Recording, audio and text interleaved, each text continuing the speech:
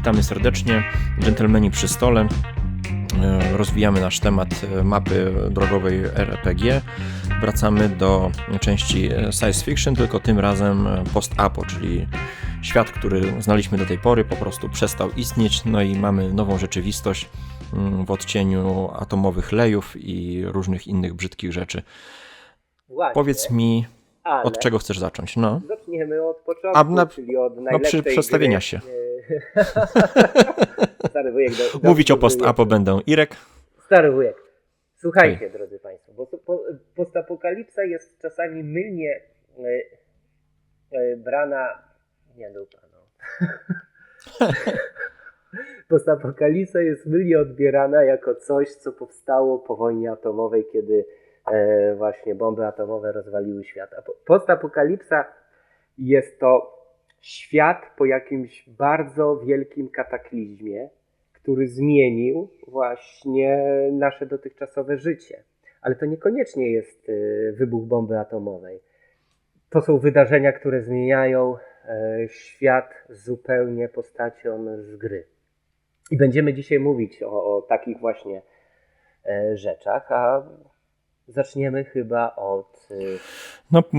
Najbardziej znanego polskiego systemu postapokaliptycznego, przez wielu hejtowany, czyli Neuroshima. Właśnie, przed Neuroshimą, kiedy ludzie z portala ją ukończyli, był jeszcze taki system Dzikie Pola i kiedy ekipa z Dzikich Pól i chłopcy z portala się skrzyknęli, żeby napisać portalu rzecz o postapokalipsie, na początku wyszedł im Necropunk.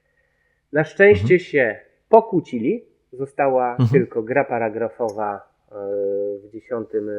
numerze magazynu Portal, no i na szczęście mamy Neuroshimę. Czyli jednak na szczęście. Na szczęście. Tak mi się wydaje, że na szczęście, bo biorąc pod uwagę tego, jaka jest otoczka, czyli mamy RPG i tysiące gier, karcianek i planszówek, myślę, że na szczęście. No ja ten system bardzo lubiłem. Świat, który przedstawił tam właśnie Oracz i Trzewiczek, jakoś bardzo mocno do mnie przedstawiał. Tam mamy trochę historii jak z Terminatora, gdzie po prostu system AI odpala atomówki i rozwala nam cały świat, który znaliśmy. Nazywa się ten system Molochem i on sobie zaczyna gdzieś tam żyć, tworzyć siebie, rozwijać siebie, tworzy sobie mur, roboty, czy pokolenie mutantów, które mają za zadanie infiltrować też ludzi. No i mamy świat, który się bardzo tak wyraziście podzielił, czyli każde praktycznie tam większe miasto to jest jakaś tam oddzielna frakcja. Nie tylko miasto, bo i nawet zwykła wioseczka, no nie? Można odegrać jako zupełnie właśnie inny świat. Tak, tylko chodzi mi, że tutaj bardzo zostały fajnie stworzone te frakcje, bardzo, bardzo indywidualnie. Tak, mocno zarysowane, no. Ta Neodżungla, Detroit, posterunek, można było naprawdę sobie fajną postać stworzyć w oparciu o to, skąd pochodziła. Oczywiście pojawiło się mnóstwo zarzutów do tego świata, do mechaniki, no bo przez to zawsze jak coś się staje sławne, no to dużo ludzi bierze pod lupę, wiele perspektyw pojawia się patrzenia na ten świat, on nie był doskonały, ta mechanika nie była doskonała, ale ja pamiętam, bawiłem się genialnie w tym świecie. Mateusz tutaj prowadził Neuroshimę, Zaród, nie wiem, czy miałeś okazję go poznać? Miałem. Żądali coś tam tworzy dla Trzewiczka. Spotkaliśmy się na Falconie. No i ja pamiętam, miałem postać takiego grubego dyrektora cyrku, z futrem takim różowym po prostu gdzieś tam po jakiejś pani lekkich obyczajów zostawionych w cylindrze z wielkim wąsem.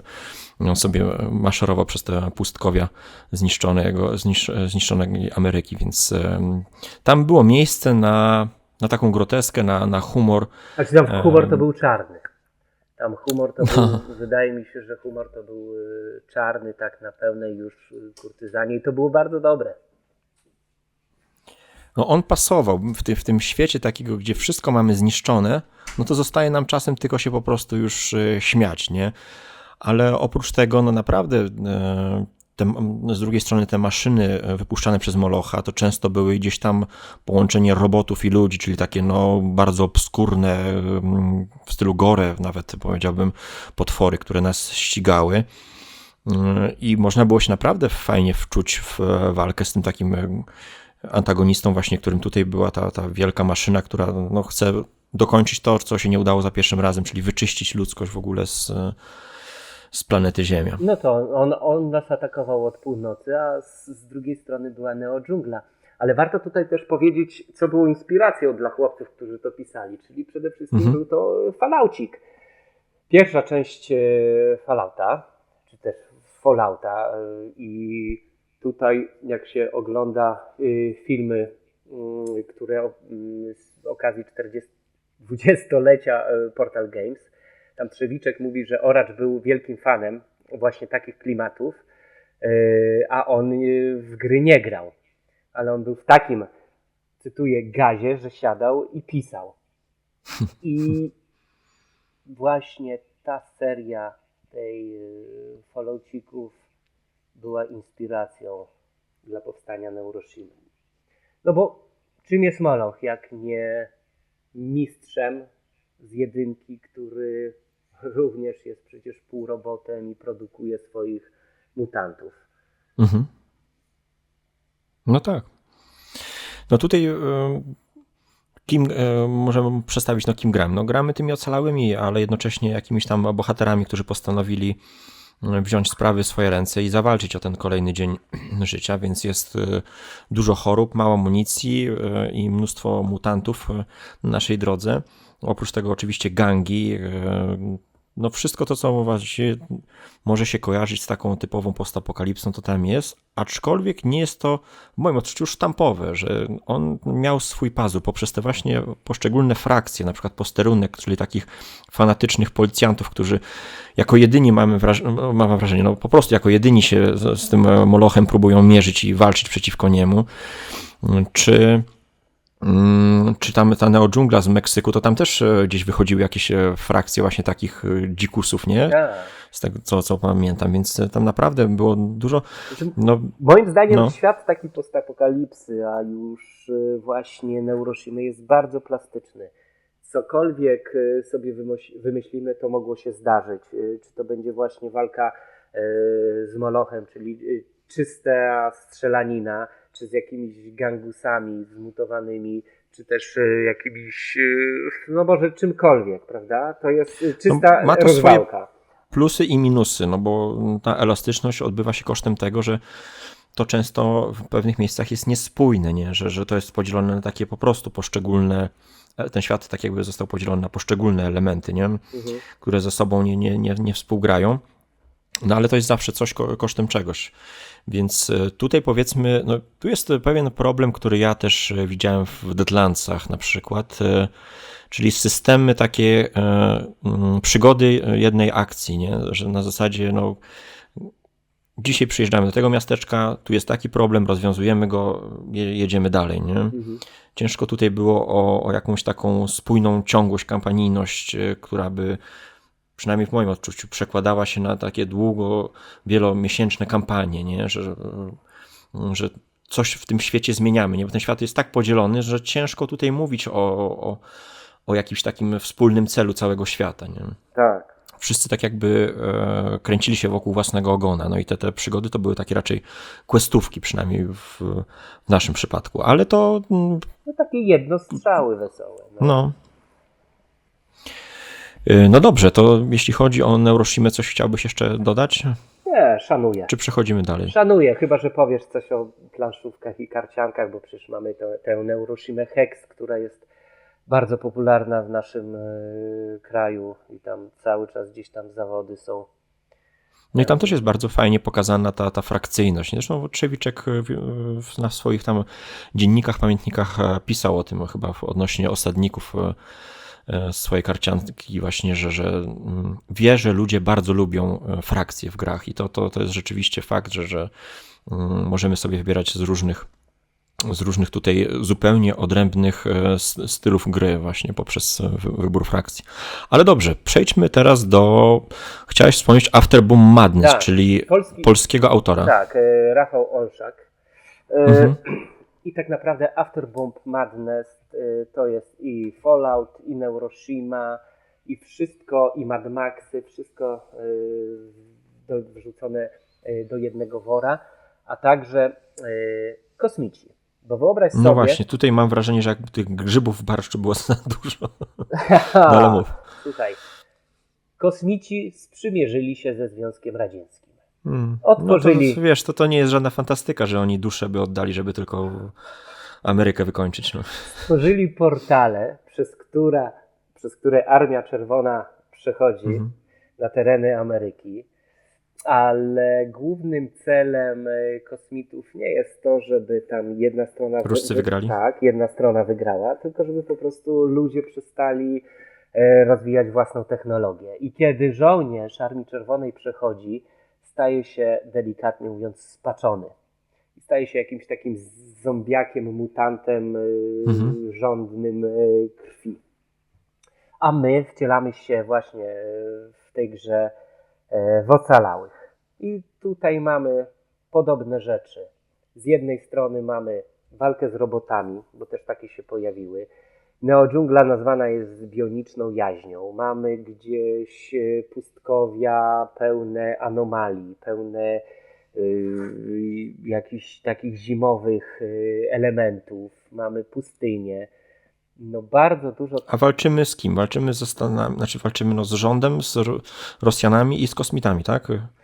Walczymy tak naprawdę wszyscy ze wszystkim. Ale o przetrwanie po prostu. Już nie ma nie ma jakiegoś rządu, który powiedzmy scala ludzkość, tak? Nie, chyba nie ma tam nic takiego po prostu. Chociaż sami prawdopodobnie gdzieś, jeżeli byśmy chcieli rozłożyć to na jakąś kampanię, pewnie byśmy chcieli dążyć do odbudowy tego świata, który przecież był taki piękny, nie? No bo ta wojna dalej trwa, tak? Bo ci kosmici gdzieś tam są zawieszeni w jakimś tam statku nad ziemią, tak? Tak, nawet przygód, dużo jest przygód darmowych, jakichś dodatków i generatory, które pojawiały się w podręcznikach, czy też jako właśnie darmowe PDF-y. Tam po prostu możemy sobie tworzyć wszystko, od walki z mutantami, anomaliami, kosmitami i tak dalej.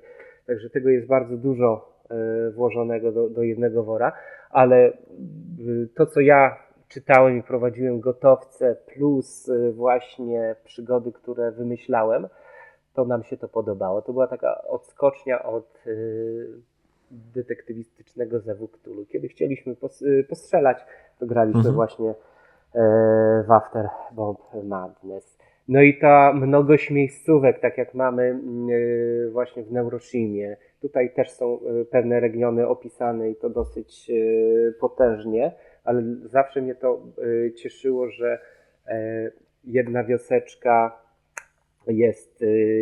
ma takie doświadczenia i tak będzie reagować na graczy, a rzecz położona 10 km dalej już zupełnie inaczej.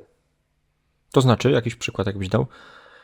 Chodzi, że będzie przyjacielska albo wrogo nastawiona? Tak. I z czego to będzie wynikało? No to nie jest tak, że wszyscy tam są wrogo nastawieni do każdego, kto jest obcy, no bo tak sobie wyobrażam świat po zagładzie, że każdy po prostu jest średnio otwarty na darmozjadów. Wszystko zależy od tego, z kim gramy, no nie?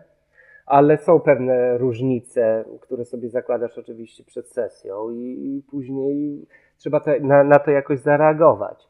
I to jest dla mnie takie fajny był motyw, kiedy drużyna z jednego miasta musiała pojechać do drugiego, wszystko miało być w porządku, a nagle jest wrogo odbierana, no bo przecież oni są skłóceni z tamtym, tamci im nie powiedzieli, a my potrzebujemy na przykład jakiejś tam części zamiennej, jakiegoś tam hydroprocesora, nie?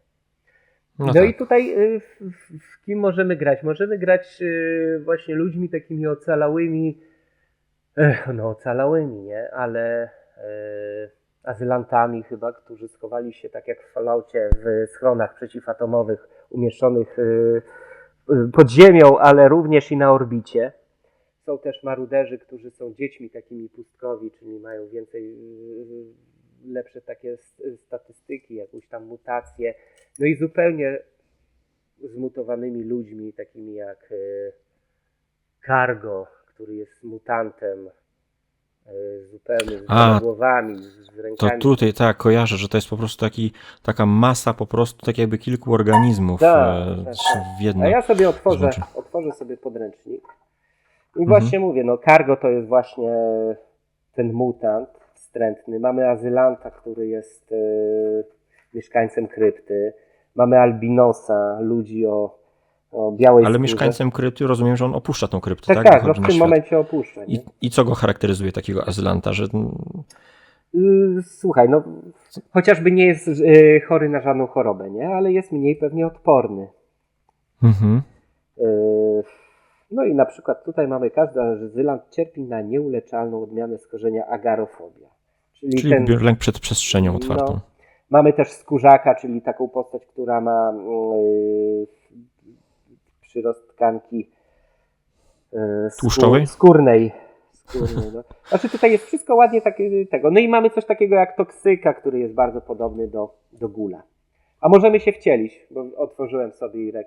Agenta, bękarta wojny, to mówi o profesjach fanatyka, lawiranta, naukowca, metalurga, reportera, strzykarza, szeryfa, tropiciela. No ale technika. co reporter będzie robił w takim świecie? To będzie? Harry Potter? Reporter, no co on będzie materiał nakręcał uwaga, czy 997, no już za późno. No słuchaj, może i tak, no. To zależy. Ale rozumiem, że jest to, że te profesje tak jakby opisują, nie wiem, charakter takiej osoby, czyli reporter to pewnie jakaś taka ciekawska, dociekliwa tak, osoba. To raczej tak to wygląda, nie? No to otwórzmy tego reportera, żeby tego... W ogóle fajnie pilot wygląda. Pilotka chyba, tak? Słyszałem, że taka bardzo biuściasta. No dokładnie tak. No reporter, co ona ma? Cwaniactwo, empatia, survival, nie?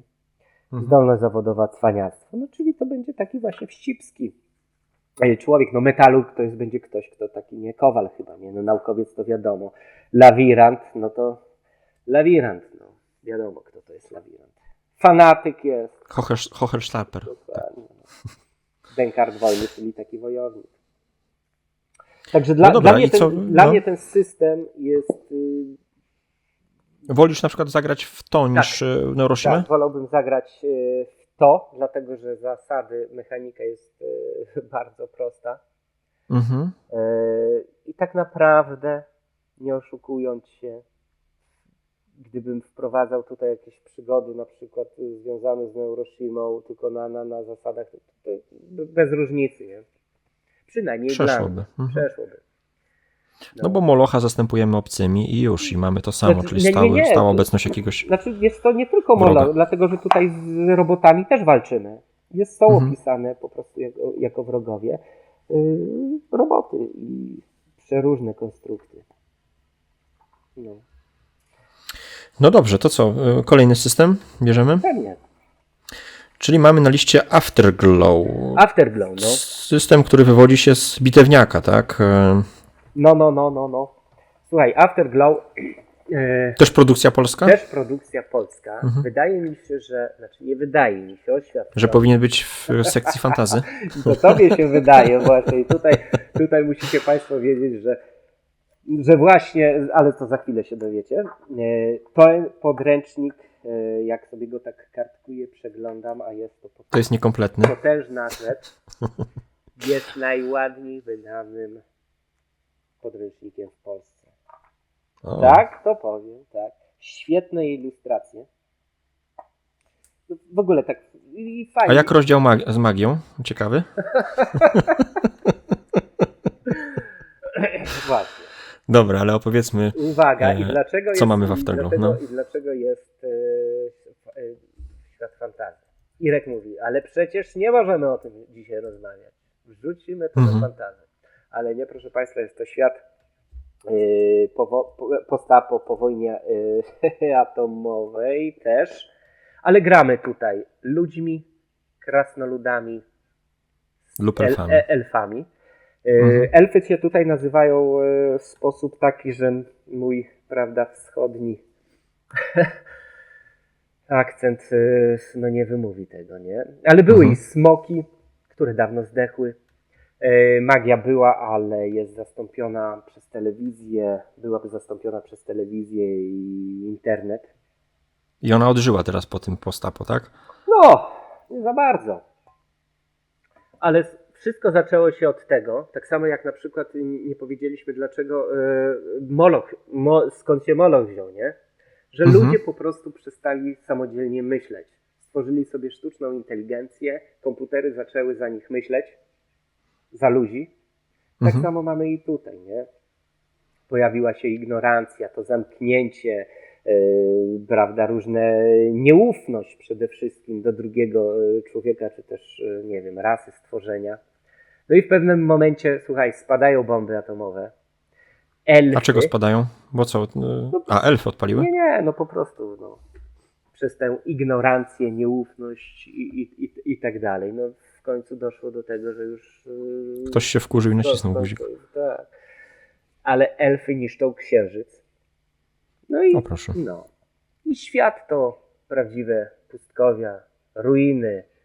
Tak samo spowite z jednej strony gdzieś tam śniegiem, inne gorące, przetaczały się jakieś tam burze pyłowe. I w odróżnieniu od naszego klimatu, tam są już tylko dwie pory roku. A jest to świat, tak jak mamy na przykład Neuroshima i After Bomb Madness, jest to Ameryka, gramy w Ameryce, to tutaj już mamy kontynent, prawda, wymyślony, nie?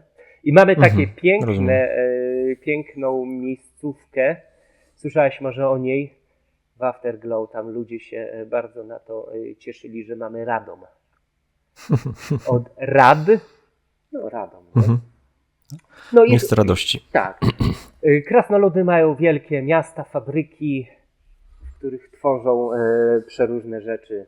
Więc na początku wybieramy rasę, no, ludzie, krasnoludy, elfy oraz pochodzenie, bo są regiony opisane, w których podzielona mapa i jakieś talenty, które wychodzą z tego pochodzenia. I tutaj chyba nie wybieramy profesji, czyli po prostu sami decydujemy, w czym jesteśmy. No to dobrze, no to czyli wybieramy rasę, okej, czyli gramy jedną z 3 ras, ale co jeszcze można powiedzieć, kim gramy? No, jakie są nasze cele tutaj na tym pustkowie, na tych pustkowiach? Przeżyć. My tu nie No to musimy tak symbolicznie, tak standardowo. Tak, no. Tak, no słuchaj, no takie same. Kto jest antagonistą rzeczy. głównym? Nie można określić, tak? To znaczy, wiesz, głównego to chyba antagonisty tutaj tutaj najbardziej znienawidzone to są chyba, wydaje mi się, że elfy. No ale to wszystko wina elfów. Za ten księżyc. Tak. No i słuchaj, no, dla mnie to jest to samo, czy będziesz właśnie grać kilka sesji, tak jak w Neuroshimie, czy After Bomb Madness, że to będzie opowieść drogi, no nie, czyli jedziesz z jednego miejsca na drugi, czy przede wszystkim walka o przetrwanie. No plus oczywiście zabawa w akcję, rozpierducha, czy też jakaś tam intryga mniejsza, większa. No to na razie, tak jak omawiamy, to są raczej zbliżone do siebie systemy. Tak naprawdę wszystkie mogłyby no istnieć tylko, w jednym tutaj worku. właśnie mamy krasnoludy i elfy, nie? No tak, ale powiedz mi, czy gdyby nazwać je po prostu ludzie z Detroit, czy ludzie z Pustkowi, czy to by się czymś różniło? Czy tutaj ten krasnolud rzeczywiście jest krasnoludem? Dlaczego? Poza wzrostem. No właśnie. Dlaczego krasnolud jest krasnoludem, no? Co go definiuje, nie? O to mi chodzi. Czy te rasy tutaj nie są tak trochę na siłę dodane, żeby było coś innego poza takim standardowym post-apo? To znaczy, wiesz co, jeżeli stworzymy sobie krasnoluda, to znaczy nie, chyba nie. Czyli chodzi raczej przede wszystkim od tego, w kogo będziemy się chcieli wcielić i tak dalej, więc nie będzie różnicy, czy będziemy grać człowiekiem takim, a krasnoludem takim. Tak to ja widzę, nie? Że te profesje... Znaczy bardziej chodzi o to, jak będziemy postrzegani przez świat dookoła, tak? Czyli jeśli będziemy elfem, no to skazujemy się na niechęć ze strony... Aha, no to jeżeli tak, rozumiem? no to... Nie wiem, no znaczy tak szukam po prostu różnic, nie? Dlaczego to są krasnoludy, nie? A dlaczego nie mogły być po prostu karły spod góry Tabor? Nie, wydaje mi się, że tu chyba nie ma znaczenia żadnego, nie? Znaczy ogólnie elfy to są zawsze elfy, to są złe, nie? A krasnoludy oprócz tego, że są pracowite i wydaje się, że im najbardziej zależy na odbudowie. Świata? No, przynajmniej ja miałem takie wrażenie. Nie widzę żadnej różnicy w odgrywaniu, czy też, prawda, kiedy w drużynie będziemy mieli, nie wiem, no, multikulti, tak? Czy tak dalej nie będzie, tak daleko nie wchodzimy. No i widzisz, ja nigdy nie byłem jakoś miłośnikiem mieszania tych dwóch gatunków. Fantasy Nigdy do mnie... postapo? Tak, znaczy science fiction, ja nigdy do mnie jakoś Shadowrun nie trafił, mimo że ma swoich zagorzałych fanów i tak dalej, to jest oczywiste, ale ja jakoś, nie wiem, albo smoki, albo maszyny.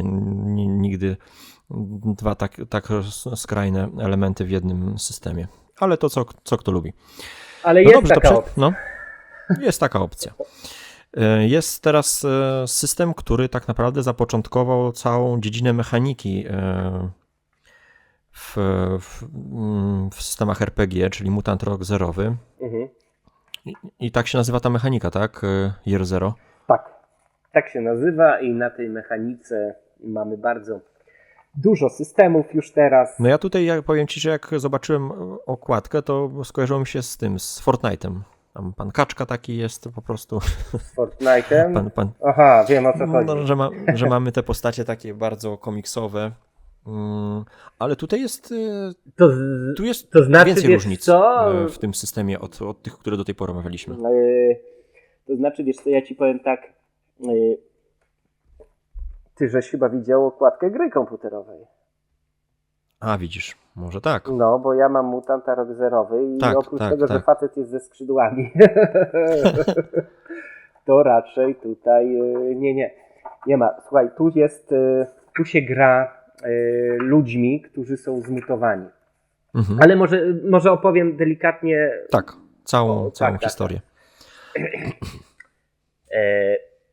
Świat taki, jaki znamy, że tak powiem, do pewnego momentu, aż przychodzi zbrojny konflikt, w którym również spadają, prawda, lubiane przez nas wszystkich bomby atomowe, które gdzieś tam wybuchają po całej planecie.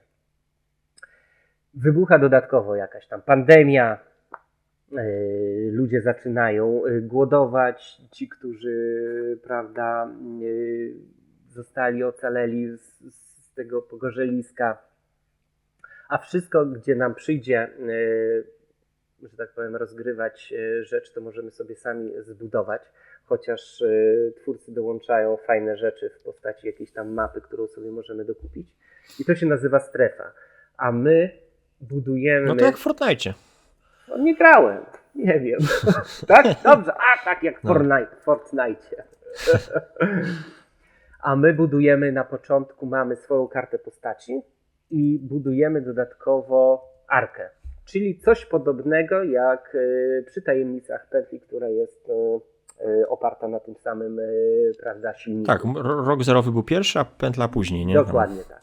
Czyli tam budujemy sobie bazę, tu sobie budujemy arkę i w tej arce to jest nasz dom i będziemy sobie, taka właśnie baza wypadowa i pomiędzy sesjami będziemy mogli sobie ją rozwijać.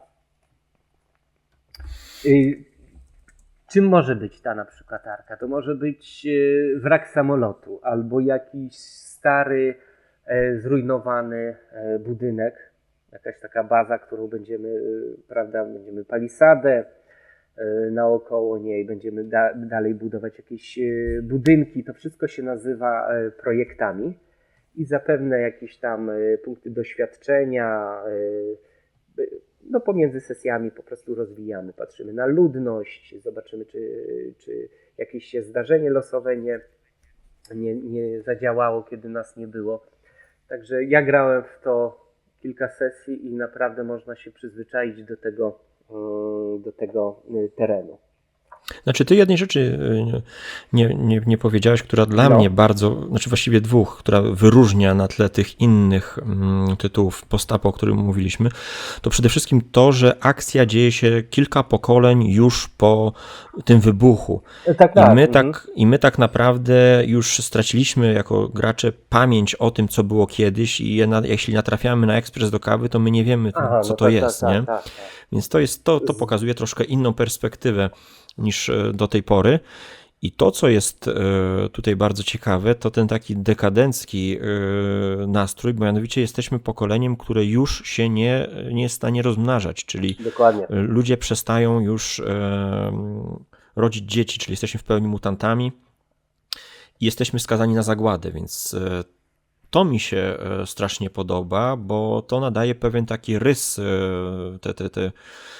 temu naszemu bohaterowi, nie? Że no, co chcę robić, czy jestem w stanie jeszcze ten świat uratować, jeśli chcę być bohaterem, czy w ogóle chcę być bohaterem, skoro ten świat jest skazany już na zagładę, nie? To znaczy, będąc w tej arce, właśnie system mówi nam, żebyśmy wychodzili, badali przeróżne tereny, ale jest jeden główny cel, to jest poszukiwanie Edenu, czyli miejsca, w którym, no, tak jak Eden, nie, raj, że po prostu kiedy tam dojdziemy, to zostaniemy, prawda, wybawieni. Może tam będą rzeczy, które nam pozwolą, czy też może nie nam, ale zrobić tak, że w końcu się zaczniemy rozmnażać. Taka studnia życzeń. No właśnie, no. Czyli jest jakiś taki cel, do którego nie chcemy chcę po dojść. prostu spoilerować, bo znowu powiem to, co było, jak dojść jeszcze ścieżkę.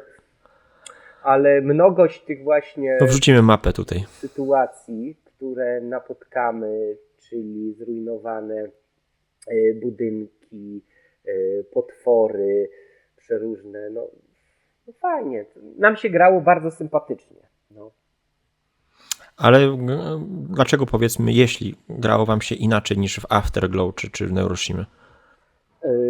Wiesz co? Gdzie dostrzegasz zmianę, różnicę?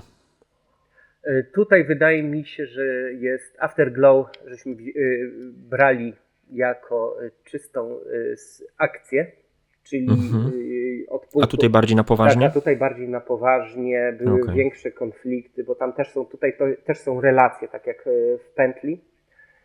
Trzeba to odgrywać w pewnym momencie. No, wiadomo, no, że świat postapokalipsy to nie kaszka z mleczkiem. Nie? Wszędzie zdarzają się takie sytuacje, kiedy będziemy musieli podjąć jakieś tam działania, nie? Zastrzelić go czy nie, czy mówi prawdę, no, czy kłamie. Nie? Ale tutaj wydaje mi się, że jest o wiele bardziej na poważne to jest granie niż w Afterbomb Madness. A te mutacje to są jakieś super cechy, które gdzieś tam sprawiają, że jesteśmy takimi nadludźmi, czy raczej jakieś tam traumy, trudności, to znaczy, jak to wygląda? Ten mutat, a rzuć sobie kostką. Na przykład, rzuć z 2 szóstkami. Masz? Prawdziwy RPGowiec ma kostki przy sobie. Ha! I co powiedz? O mojego syna, ale nie będę go pytał. Nie. Słuchaj, te mutacje są jak talenty. Dobra, rzucam. Dobrze. 1 No. i 1. No to, z takimi rzutami. Słuchaj, no to mutacja Jak w bestii. szkole po prostu z matmy. No to takie rzuty, wiesz, nikt ci nie uwierzy, żeś 2 jedynki wyrzucił. Mutacja nazywa się bestia, nie? I możesz atakować jednego lub wielu wrogów w zwarciu, kłami i pazurami. Wrogowie otrzymują łącznie liczbę obrażeń równą liczbie wydanych. No to fajne. No. Biorę to. No i bardzo dobrze. I właśnie Ale to jestem takim wilkołakiem? Czy cały czas tak chodzę taki... Nie, to jest po prostu twój tego, a jeżeli wybierzesz sobie... Nie, to jest po prostu, wiesz, napinasz się i ogień, nie? Ale jeżeli byś chciał sobie wybrać jakąś profesję, to służę uprzejmie. Możemy wybrać... Rzucać? Nie. Od tyłu. Kronikarz. Robol. Czyli chodzę i zapisuję. To trochę jak w Wojnie Z, gdzie film taki beznadziejny z Bradem Pittem był, ale książka była fajna, gdzie on właśnie chodził już po tej zagładzie i spisywał relacje tych, którzy przetrwali, nie, żeby uniknąć na przyszłość. O. Mamy psiarza, machera, czyli takiego lawiranta, szperasz wygląda jak prawdziwy stalker, monter, mięśniak. No. I to są właśnie takie profesje, w które przyjdzie nam się wcielić. Nie? I ogólnie głodujemy. Nasza arka to jest miejsce, gdzie musimy zapewnić naszym ludziom, bo nie tylko my tam żyjemy, ale mamy też takich randomowych, prawda, liczbę ludzi. No to jak mamy dotrzeć do tego Edenu? Jak mamy jeszcze ich karmić, te gęby? No, słuchaj, no. Jesteś już dorosły, odpowiedzialny, no. Ty wychodzisz, reszta robi coś innego, czyli pracuje nad projektami, czyli przez ten czas, kiedy ty sobie na przykład zaplanujesz, że postawisz szpital, a ty wychodzisz na przygodę, no to oni tam ten szpital, prawda, zanim ty wrócisz, coś takiego. Rozumiem. No może nie dokładnie. No nie pamiętam, dawno nie grałem. Dlaczego graliśmy w taką rzecz? Bo chcieliśmy poznać jak najwięcej systemów i rozegraliśmy tylko kilka przygód. Niestety, Rozumiem. nie? Ale bardzo fajne. A jeżeli chodzi o rozwój arki, bo to dla mnie jest taki wyjątkowy motyw, no to mamy lista projektów. Czytam. Arsenał. Na przykład szpital. Coś, co nam się może podobać, chlew. Ja jestem świnia, czyli wiesz, już miałbym tego. Ale gorzelnia. Piłeś, nie prowadź.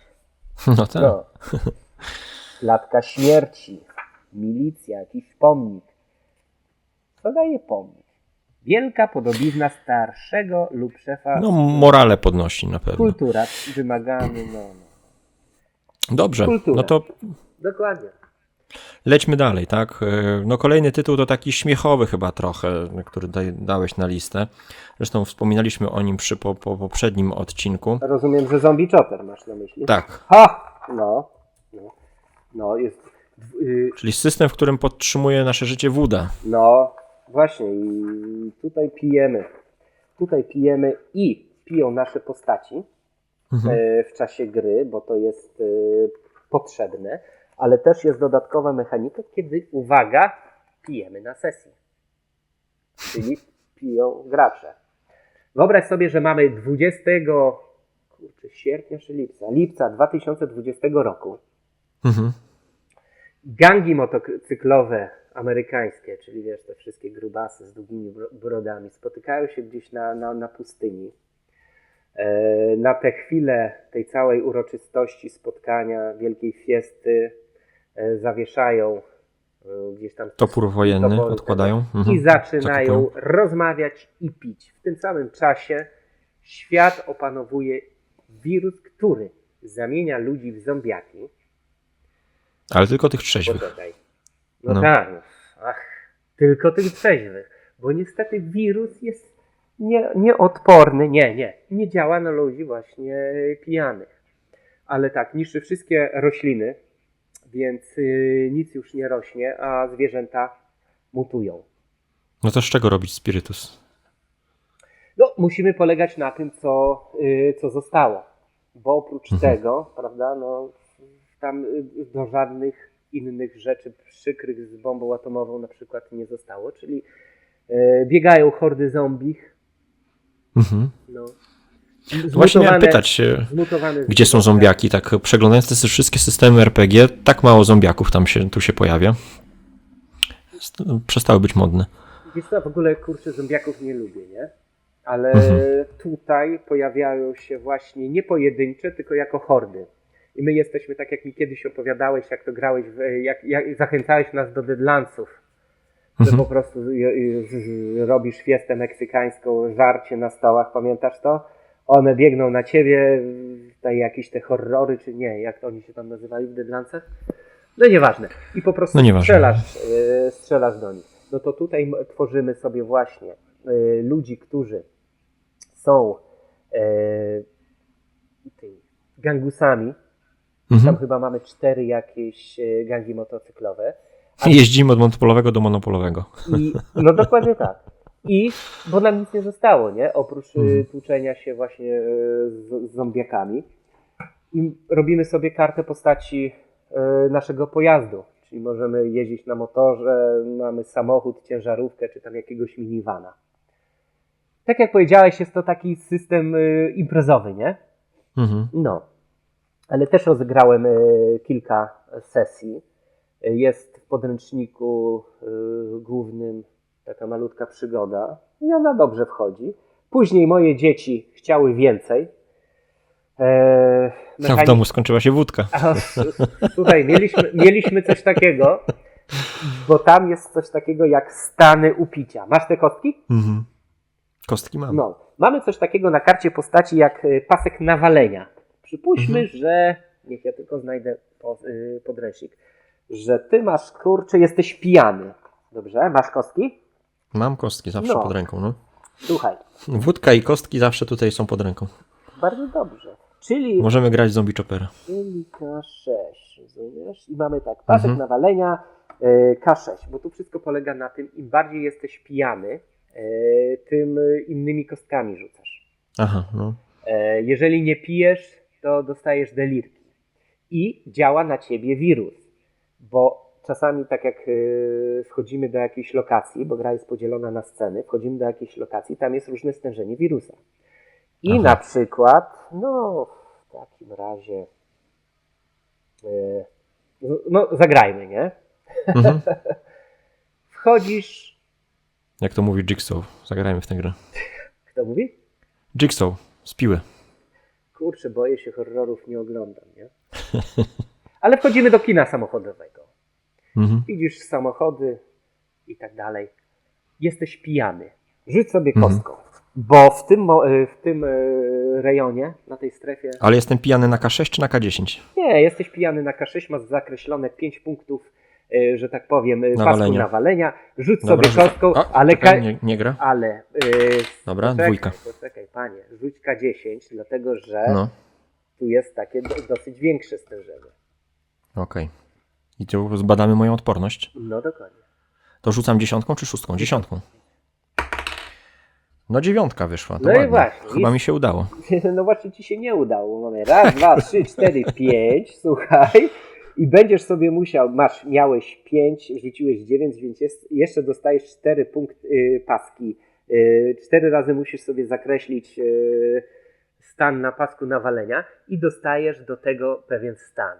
Jaki to stan? Wytrzeźwienie. Też możesz sobie rzucić. Stan po prostu, jestem trzeźwy. Nie. No rzucam, dobra, no 6. Tak, rzuć sobie wszystko, ja znajdę w podręczniku. Czekaj, powiem ci, czekaj sekundę, w razie czego to się wytnie. Rzuć sobie 2K6. 2K6, dobra. Nie mam 2 szóstek pod ręką, mam jedną, więc rzucę 2 razy. Zsumować? Nie, 5 i 1. słaby łeb. Postać traci 2 razy więcej kropek za wypity alkohol na pasku nawalenia, jeśli wylosuje następnie stan mocny. Łeb nie otrzymuje go, a odrzuca ten. I Jak słaby łeb, jak piję od apokalipsy, kurde, dzień w dzień Właśnie, i słaby łeb. Ale gdybyś przez przypadek chciał, że tak powiem, i zacząłbyś już dostawać punkty takie, że zacząłbyś się zamieniać w zombie.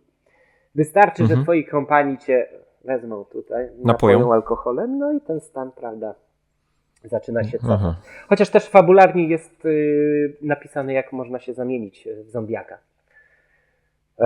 To też daje tam pewne jakieś fajne rzeczy do gry, nie? Ale ogólnie system bardzo fajny. Ja czekam na system taki prawdziwy, rodowite zombiaki z tego co widziałem, nie Rebel. Chociaż Rebel też coś zombiakowego ma wydawać, ale też i chyba Black Monk w klimacie właśnie serialu. Nie podpowiem. Oj Boże, ten serial o zombiakach. Nie oglądam Walking Dead, o o. zombiakach, bo mnie nie interesuje. Na podstawie komiksu. Walking Dead. Dobra, więc mamy tego zombie choppera, tak? Czyli naszym antagonistą są tępe zombiaki. One się ruszają powoli, tak jak w filmach Romero, czy biegną tak jak Przeróżnie. 28 dni później? Przeróżnie są też statystyki. Są różne typy zombiaków. Strzela się po prostu, atakują hordami, strzela się po prostu jednym strzałem. Jeżeli ci dobrze pójdzie, jeżeli jest przebicie tam obrony, to zabijasz więcej niż Także bardzo sympatycznie to wchodzi. To jest po prostu zabawa już na stojąco, kiedy ty rzucasz kostkami i wiesz, i cieszysz się. Ilu tam krzyczą. Mówię, no nam No tak, bo ty widzisz, pięć, jakby to było 5, tak naprawdę 2 leży. 5 może. Nie 5. No.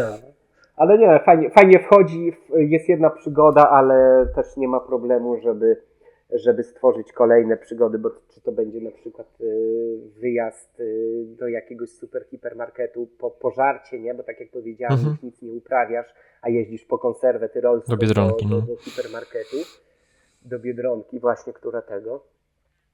No i one są tępe, głupie i tak dalej, więc skradasz się i tak dalej. No dobra, to przejdźmy teraz do kwintesencji tak naprawdę postapo. Systemu, który nie grałem, ale mnie już na starcie rozczarował. Fallout, tak. O ty kurczę. No, wiesz co, obejrzałem sobie, bardzo ciekawa jest recenzja na kanale Dobre Rzuty. Oni tam właśnie omawiają te nowe wydanie Fallouta, no ale pierwsze co się rzuca w oczy, no to jest ta stylizacja w kierunku nowych Falloutów, gdzie w ogóle mi nie pasuje ten hasło War Never Changes, nie? Czyli z 1 i 2, gdzie te postapo mieliśmy takie ponure, mroczne, ciężkie. No tutaj wszędzie wrzucają tego Speedboya, tego ludzika na lewo, na prawo rzeczywiście. On tak jakby stał się twarzą w ogóle tego systemu.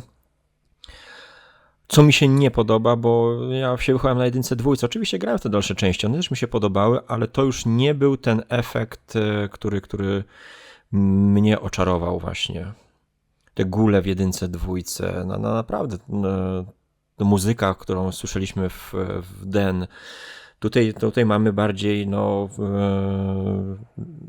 muzykę w stylu smooth jazz czy coś takiego, nie? Na przykład jest ten kawałek Inkspot I Don't Wanna Waltz Set on Fire, coś takiego. No, świetny kawałek swoją drogą, nawet sobie go na winylu skombinowałem.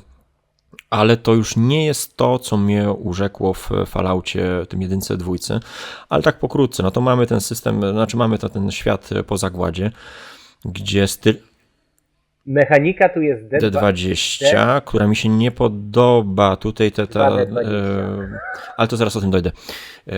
Bo nie grałem, więc tylko sobie takie marudzenie takiego Janusza, który jeszcze nie grał, a ja więc zaraz grałem. najwyżej sprostujesz. Ale mamy ten świat po zagładzie, gdzie stylistyka, właśnie kultura, moda zatrzymała się na latach 60. właśnie. To była taka piękna, groteskowa stylizacja właśnie w tych oparach takiego zniszczenia, takiego już z jednej strony sporego rozwinięcia cybernetyki, wciąż utrzymywała się właśnie ta retro stylistyka. To mi strasznie się podobało. No a w tym Falloutie, w tych dalszych Falloutach on się zrobił taki cukierkowy już. No może przesadzam z tym cukierkowym, ale on się już stał taki generyczny prawie, że to, co mi się mechanicznie nie podoba, tej D20, które wspomniałeś, to takie właśnie przekazywanie sobie kości, czyli tworzymy sobie pulę kości dodatkowych akcji, punkty akcji. Punkty akcji. Czyli to, co mamy w komputerze właśnie, w PC. I to oni właśnie na tym kanale Dobre Rzuty właśnie tak fajnie powiedzieli, że kurczę, że widać, że jakby po prostu dystrybutor wymógł na twórcy systemu RPG elementy, które są w wersji komputerowej, żeby to było spójne, nie? I tutaj się robi taki, kurczę, bazarek, no ja mam 3 specjalne punkty, jeszcze trzeba je wydać w ciągu jednej rundy, bo one kości parzą i nie możesz ich przytrzymywać, czyli i tak handlujemy z mistrzem gry, że sobie te kostki dodatkowe możemy od mistrza gry kupić, tak? Tak to dobrze zrozumiałem? Tak to wygląda. Mamy 6 punktów akcji, które należą do nas. No i ja strasznie nie lubię tej takiej złożoności mechanik w grach RPG. Ja, wiesz, wiele lat gram w gry planszowe i tam już wystarczy tych mechanizmów, więc do gier RPG właśnie uciekam, żeby odejść od tej jakiej optymalizacji i liczenia sobie właśnie kosteczek. No, a tutaj to uderzyło mnie po prostu, jak słuchałem właśnie recenzji. To znaczy, wiesz co, ja powiem ci tak, ja jedynkę kocham i całą serię kocham i wszystkie gry już ludzie wyłączają, odbieram jako całość. Czy jedynkę, czy dwójkę, czy Tacticsa, czy zaraz tego na PlayStation 2 Trójkę, czwórkę. Ja na przykład grałem w czwórce i znajdowałem elementy, które widziałem No w easter dwójce eggi to i było coś jedynce, pięknego w tej chociażby serii. te same cegłówki leżą, rozumiesz, co w jedynce, także tak to wygląda. Ale w ogóle właśnie to, co powiedziałeś, że Fallout, ten RPG zaczyna się na sekundę przed wydarzeniami z czwórki. Ja czwórkę grę przeszedłem, grałem, cieszyłem się, więc tak jak mówię, ona się zaczyna przed tymi rzeczami, które się zaczynają w czwórce, więc nie wiadomo, co tam się może wydarzyć. Mamy świat, że tak powiem, otwarty, znany, czyli jest to ta wspólnota i teraz to my decydujemy, czy chcemy, czy tam mistrz gry poprowadzi rzeczy tak, jak było na przykład zgodnie Fabułą gry. z grą, czy jakaś tam inna wizja. Ale na przykład ja się przygotowuję w tym momencie do tego, żeby poprowadzić przygodę zaczynającą się w 13 schronie, czyli zaczynamy od jedynki. I grając, czytając podręcznik, czytając o tych punktach akcji, wcale nie wydaje mi się, że to jest po prostu trudne. Grałem też z chłopakami i oni sobie wydawali te punkty akcji bardzo sprawnie, a te punkty akcji bardzo szybko się ładowały. Bo czy to będzie większa ilość sukcesów, ile nam potrzeba, cyk, i masz punkt akcji do wspólnej puli. Rozumiem, że dzięki temu pojawiają się takie ciekawsze wydarzenia fabularne, znaczy w sensie, że coś, co miało nam nie wyjść, nagle zamienia się w cudowny strzał. Tak, bo to są przeróżne przerzuty Krytyki. i tak dalej, dokupowanie sobie kostek, tak. Także to jest wszystko nastawione na to, żeby to wszystko ładnie i szybko działało, nie? Czyli mamy na przykład coś takiego jak za jeden punkt akcji możemy sobie dokupić jakąś informację od mistrza gry, albo zrobić dodatkową akcję, czy też, bo mamy tam akcję pomniejszą i akcję główną, czyli to taka duża. Akcja główna to jest na przykład strzelanie, no nie? Czy dodajemy za punkty akcji mamy dodatkowe obrażenia. Możemy zadać przeciwnikowi. No ja rozumiem, że można Fajnie grać jak to się wszystko chce, nie? wygląda. Że ta stylistyka też może być zupełnie pominięta, nie? No ale jest tak jakby zachęta i promowanie jednak tego stylu właśnie z czwórki, tak? Z tego co rozumiem, tego świata. Tak. To znaczy tutaj mamy jeszcze coś takiego, czyli zbieractwo. Tutaj w każdym momencie mamy mechanicznie, czy znajdziemy samochód, czy znajdziemy Podróżując jakiś z punktu A do punktu B, tak? budynek. Tak, możemy sobie przeszukać go i tu są bardzo dużo tabelek, gdzie po prostu znajdziemy przeróżne rzeczy. Tak samo jak i w serii gier, że tam od trójki, czwórki nie wchodziłeś, czy tam i tam patrzyłeś, że a tu masz puszki, tutaj znajdujesz jakieś steampaki, tutaj jedzenie, rozumiesz, i tak dalej. No i o ile w grach komputerowych to jest spoko, to jednak nie wiem, w grze fabularnej to taka tabelkowatość, to nie wiem, jakoś nie czuję tego. Wiesz co, my żeśmy rzucali sobie, ja to próbowałem jakoś ogarnąć i no wyszło dobrze, tylko że przygoda w podręczniku głównym jest właśnie dostosowana do klimatów czwórki, a chłopcy, z którymi grałem, chociaż uwielbiają Fallouty tak jak ty, no to już się delikatnie nudzili, bo nie widzieli tego. Ja to widziałem wszystko, fantastycznie się bawiłem. Chociaż żeśmy na początku mówili, że no oni są bardzo tacy jedynka, dwójka, nawet tam chyba Tacticsa nie ruszali. A już tych późniejszych trójki tego to oni nie widzieli, nie? No ale wielcy fani Fallouta, no bo dla nich Fallout to jest jedynka i dwójka, nie? Ja to rozumiem. Ja też grałem we wszystkie części, ale tak jak mówię, ten klimat jedynki, dwójki dużo bardziej mi się podobał niż to. No tutaj ci właśnie ludzie z dobrych rzutów bardzo narzekali na skomplikowany system ten mechaniczny jednak. Im to jakoś tak nie bardzo podeszło, że dużo wysiłku w to wkładali. Kurczę, to nie wiem, co oni musieli robić. Może w Zombie Choppera wcześniej grali. Nie, no wiesz co, ja jak tylko dostałem podręcznik, to go przeczytałem i chyba po 3 dniach prowadziłem już przygodę i miałem to, że tak powiem, Opanowane. sprawiało mi opanowane. Teraz oczywiście już wszystko zapomniałem, ale pojawiły się dodatki, ekran mistrza gry, gdzie są moje gdzieś tutaj notatki, także wystarczyłoby tam pół dnia, żebym sobie to przypomniał. Czyli tobie No bo ogólnie to się podoba. Mechanika 2D2, tak, mi się bardzo podoba i czuję, że jak tylko zaczniemy grać od początku, czyli będziemy wychodzić z 13 schronu i pierwsze co spotkamy, no to wiadomo. Braterstwo jaka Stali, mi- które was spali. Właśnie, no to zobaczymy jak to będzie wyglądać. No. Tutaj jacy są antagoniści? Jest jakiś główny zły? Chyba nie ma, nie? Nie, chyba nie ma. Tu jest po prostu świat. Świat jest tym głównym bohaterem, nie?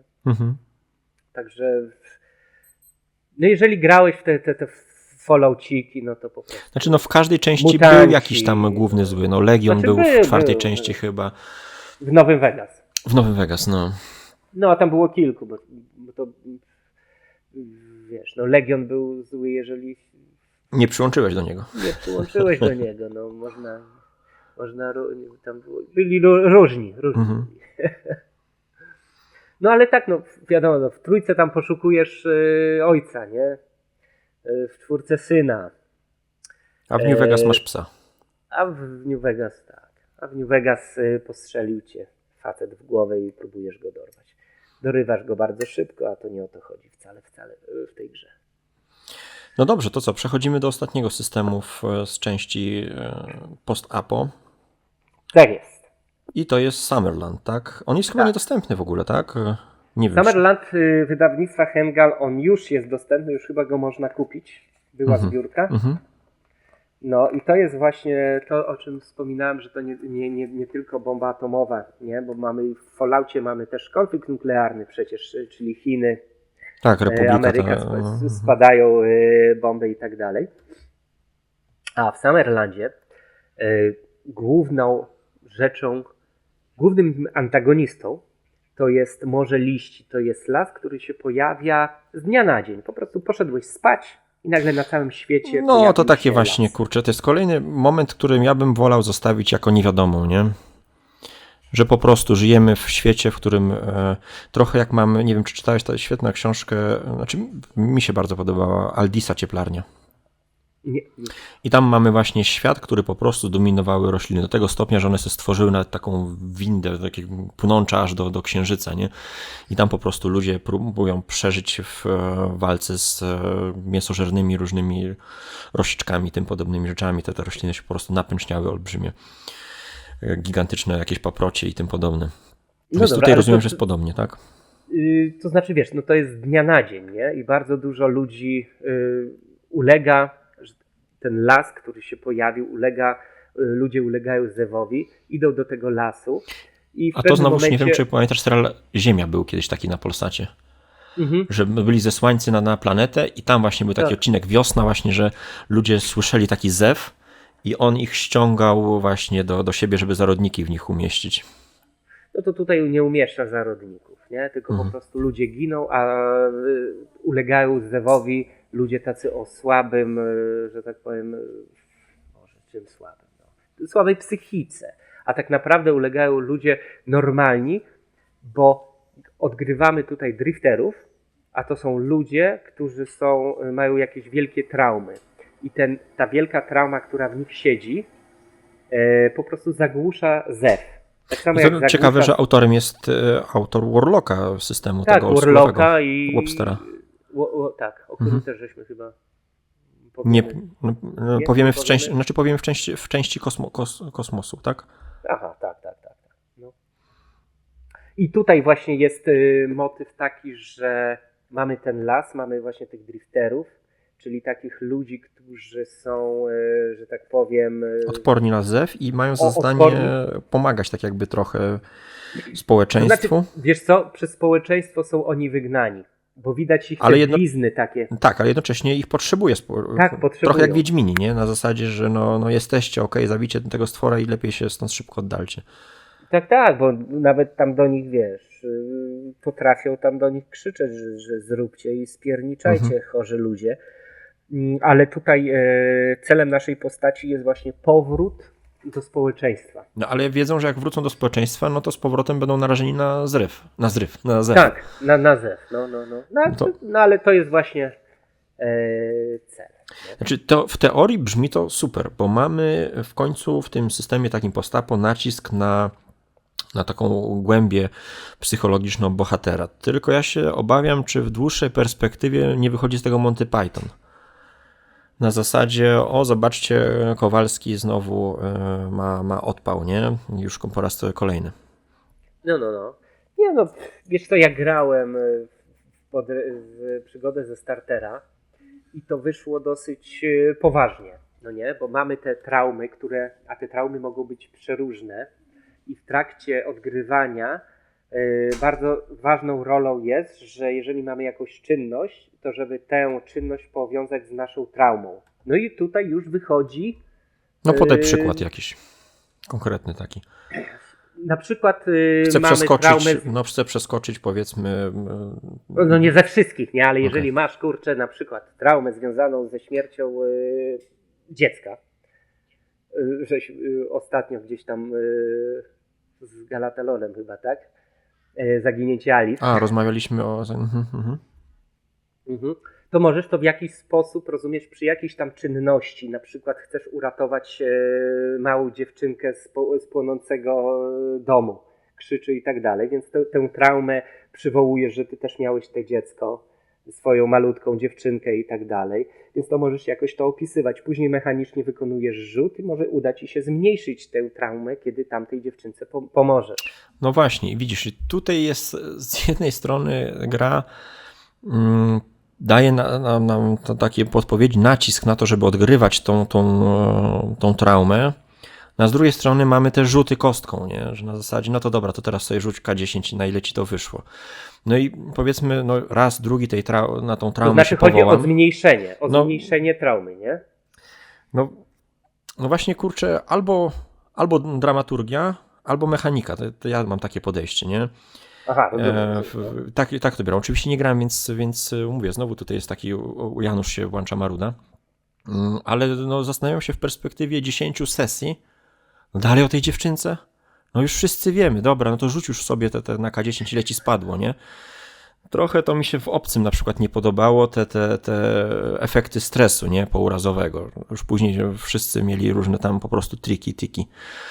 Więc ciekaw jestem w dłuższej perspektywie, jak to będzie wyglądało. Być może jest to świetnie rozegrane, być może gracze się...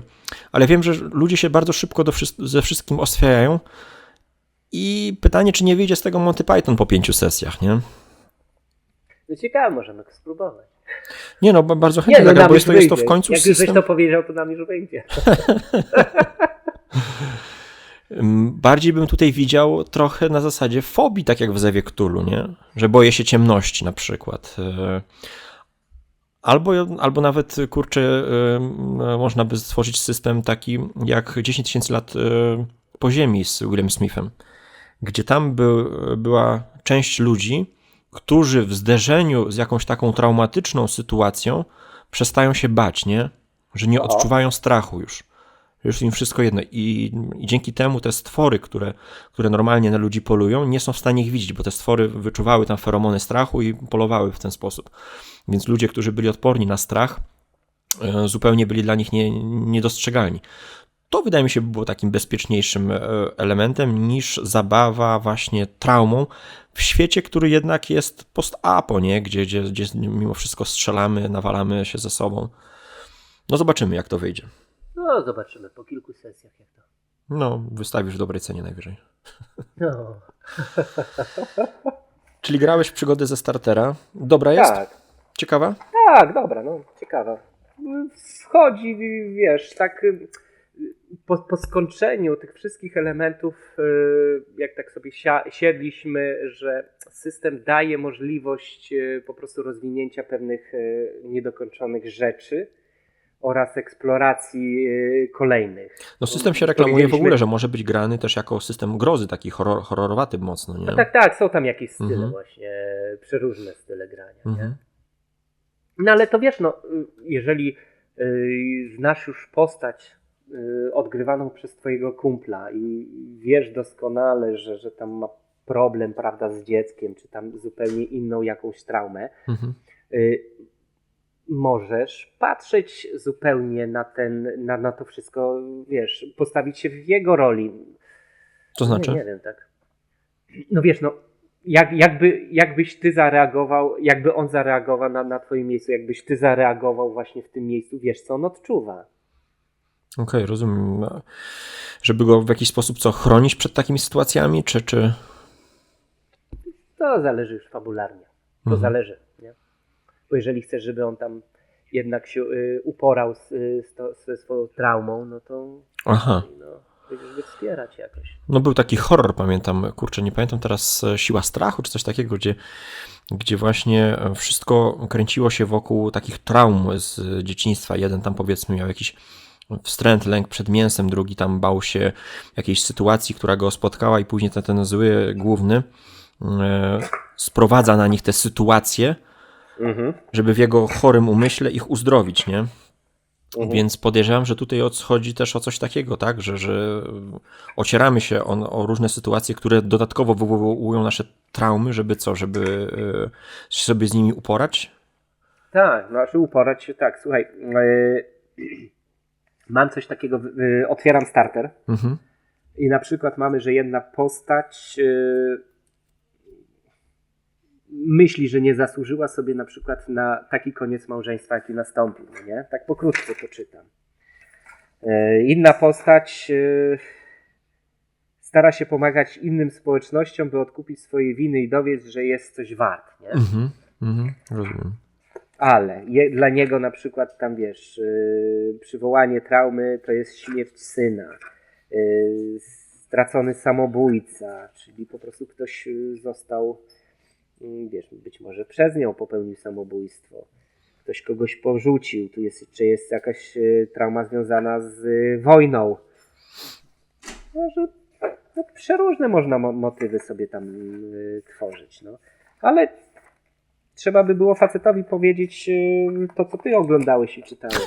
Wiesz, zrobi drugą edycję, tutaj się poprawi. Wyślę maila. No dobrze. No i w tym wszystkim dookoła mamy też jakieś zombiaki, tak? Ci przemienieni przez ten zew liści. Dobrze rozumiem? Tak, może liści, no. Są przeróżne potwory. Przeróżne rzeczy. Ale wiesz co, tutaj to można wsadzić, tak naprawdę to jest tak system plastyczny, że cokolwiek wsadzisz, to będzie, tak mi się wydaje, że to będzie. No i znowu, tak jak w przypadku Neuroshimy powiem, że to jest plus i minus, nie? Bo jednak fajnie jak są wytyczone jakieś ramy i ta kreatywność nasza musi ograniczyć się do tych ram, nie? Tak jakby jak coś nas ogranicza, to też to często jest lepsza trampolina do kreatywności, nie? A kiedy mogę wsadzić wszystko, no to pytanie, po co są inne systemy też, nie? No tak, no to będziemy rozmawiać o systemach fantasy, więc po co w nie grać, skoro jest Warhammer. No. Nie, to są pewne, wiesz, elementy takie, które jeżeli przychodzisz na sesję, znasz system albo jego ramy, no to wiesz, będziesz, że tak powiem, starał się odgrywać. Znaczy przynajmniej ja tak to rozumiem, kiedy byłem zmuszony, jestem już starym człowiekiem, nie tak jak dzieckiem, kiedy dzieckiem, no tym młodzieńcem, prawda, kiedy przychodziłeś tak naprawdę na niewiadomą i czy ty zagrałeś i jak odegrałeś i tak dalej, to i tak liczyła się dobra zabawa. A teraz, kiedy my nie mamy tego czasu tak naprawdę, to chcemy z tych kilku godzin wycisnąć maksymalnie, przynajmniej ja to tak odbieram, maksymalnie wycisnąć ten czas, żeby go nie spierniczyć, żeby to dobrze odegrać, dobrze odegrać, bo tam tak, żeby wyjść z tej sesji takim nasyconym, nie? Tak, żebyś tego, więc nie ma czasu na jakieś tam, wiesz, więc jeżeli dostaję taki system, szykuję się do niego, to będę robić wszystko, żeby to przedstawić w jakiś tam sposób. A czy to się uda? Tak, tylko jeśli system ma ściśle określone ramy, to też wiesz, czego się spodziewać, jak dopasować swoją postać. No, to tak jak chłopaki na rowerach, nie? Wy tworzycie sobie tą wioskę i już wiesz od razu, od początku, gdzie grasz. Mistrz gry nie musi ci mówić, gdzie grasz, bo wy razem stworzyliście tą wioskę. Wiecie, jakie są tam miejsca, jakie postacie. No a tu i tym lepiej możesz wejść w ten świat, nie? A tutaj, kiedy masz, no, wszystko możesz wrzucić, no to tak nie wiesz, czego się spodziewać też, nie? To znaczy, wiesz, no mamy na przykład, jeżeli chodzi jeszcze o ten Summerland, no to mamy na przykład mapę, nie? Bo rzecz wygląda tak, jak ją pamiętamy sprzed pojawienia się tych liści. To znaczy nie wygląda wcale. Nie wygląda dlatego, że wiesz, drogi zostały zniszczone, natura opanowała budynki i tak dalej, i tak dalej. No nie wiadomo, co czeka nas, prawda, tam 100 metrów dalej w głąb tego lasu, nie? Bo poziomy lasów też są różne, nie? A trzeba przejść na przykład z jednego miejsca na drugi, zobaczyć, czy w drugiej wsi ktoś tam przeżył, nie? Znaleźć coś. No, także moim zdaniem jest to rzecz dosyć plastyczna. No. Możemy spróbować tego samego. Tak, bardzo chętnie, bo no fajnie, że to już nie są leje po bombach, tylko w końcu jakaś żywa istota, coś takiego organicznego, nie? No i to można naprawdę opisać, wiesz, 2 zdaniami, czyli pojawia się las wzywa, słabe istoty, kurczę, wszyscy są przerażeni, coś tam w tym lesie jest, lepiej tam nie wchodzić. Usypiasz, twój partner usypia i nagle, wiesz, wychodzi w środku nocy i znika w tym lesie. No i co, no, rzucasz się na pomoc, sam się nie rzucisz, bo oprócz tego, że właśnie są drifterzy, którzy oni są niby tam odporni, to jeszcze jest taka fajna mechanika, że im więcej ludzi wokół ciebie, czyli skupianie się w społeczności i pomaganie sobie wzajemne, to cię chroni od tego zewu. Aha, czyli nie tylko traumy, gdzieś, ale nie. też Znaczy tak.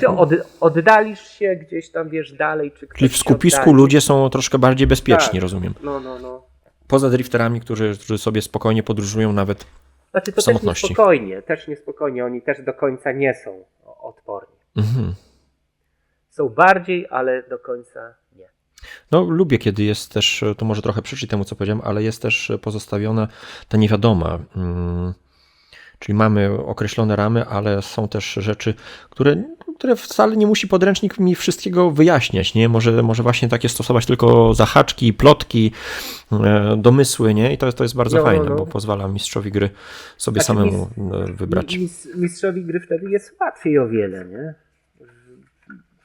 Bo czasami dostajesz, prawda, przygodę, doskonale to wiesz, dostajesz przygodę gotowca i myślisz, Boże, przecież tego się nie da poprowadzić. No i do tej pory tak jest. Ja czasami, wiesz, czytam, Boże, przecież ci kurczę ludzie to tego nie obszają, nie muszę to wyjąć, to pozmieniać i tak dalej. No i z gotowca zostaje tylko szkic. No właśnie. No dobrze, Jeden hangout. Także kończymy Summerlandem nasz poradnik, naszą mapę drogową RPG, tym razem w temacie post-apo. No i zapraszamy do kolejnej części, czyli będzie już kosmos. Dokładnie Czyli tak. wybierzemy się polecimy poza orbitę ziemską. Dzięki serdecznie za odsłuchanie, bardzo się dziękujemy, że z nami jesteście i zapraszamy po więcej, a dzisiejszy odcinek prowadził Irek. Stary wujek, dobranoc Państwu, kolorowych. Pozdrawiamy, hej.